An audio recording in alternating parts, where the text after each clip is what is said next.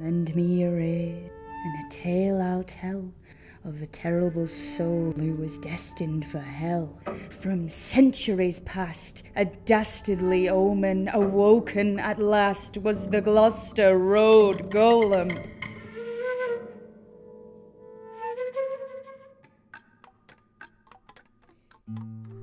Frank Simmons was the least successful historical walking tour guide in his part of town, though of the various walking tours, Frank's was locally renowned. His tour strived for factuality from hours spent on Wikipedia, while others craved theatricality and wide reach on social media.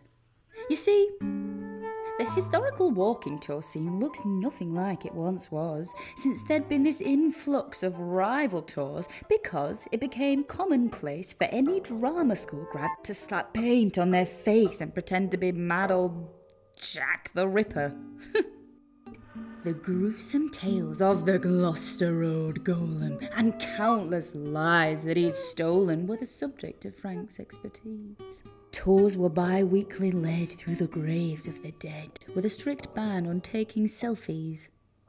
The climax of the tour was a sight where the golem by night had left victims to decompose. But as his group neared the scene, there was a terrible scream as a rotten scent entered Frank's nose.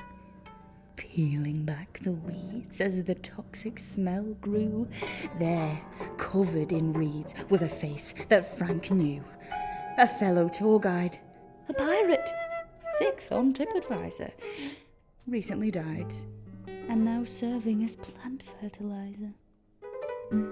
Frank was, understandably, a little shaken and stressed after words with police, so he sat at his desk and decided to piece a new tour route together to avoid the scene of the crime, which was all cordoned off by the police line. And by the time the tour came around, Frank flew right past the spot where the body was found, leading his audience of unusual size to a place where Victorians once met their demise.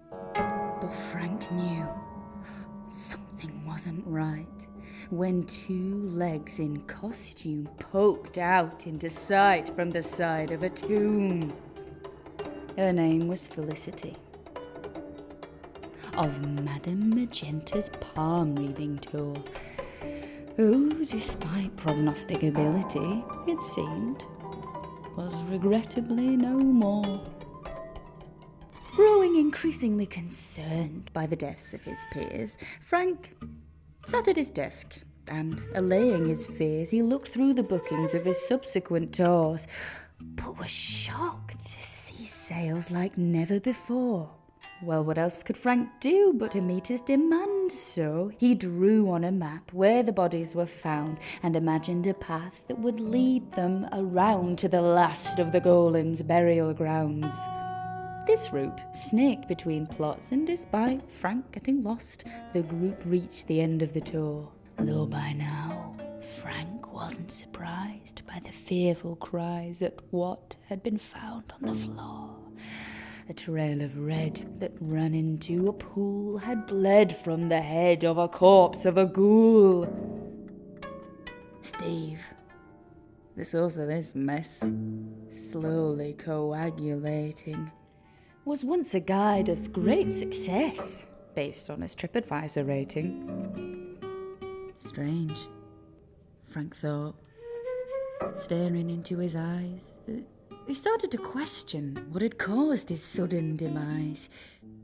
With time to reflect on all that he'd seen, Frank could no longer neglect the correlation between each of the sites where the bodies were found and those of the golem's hunting grounds. If, indeed, the deeds of the golem were being rerun, the killer would need to know him and the crimes that he'd done.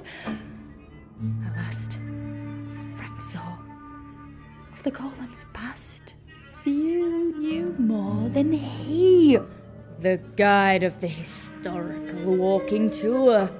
possessed by the golem who altered his will and though under duress had enrolled him to kill in a series of murders across London town, of rival tour guides that he'd hunt and bring down to preserve and to share the legacy of an omen, so all should beware of Frank Simmons, the golem.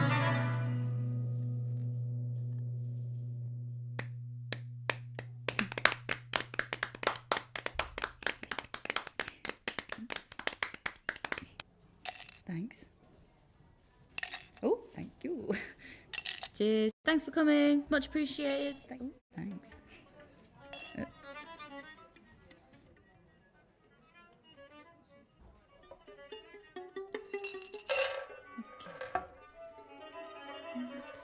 Sorry, mate. You're blocking the light there.